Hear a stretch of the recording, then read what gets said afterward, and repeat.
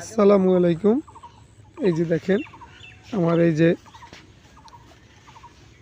সুন্দর একটা ফুল ফুটছে, এটার নাম হয়েছে যে রেড ডায়মন্ড। এই যে আর একটা ফাটা শুরু করছে, আল্লাহর রহমতে। এই যে দোয়া করবেন সবাই যেন ফল হয়। এই ফলটার মধ্যে আটি একদম কম এবং কাঁচা খাওয়া যায়।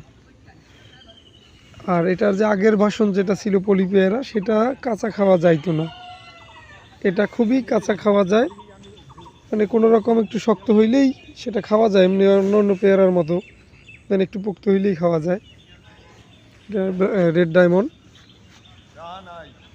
সবাই দোয়া করবেন। এটা ব্যাগে দিছি এই কারণে যেন একটা ফল ধরাইয়ে দেখাইতে পারি সবাইরে যে এটার পরিস্থিতি কেমন।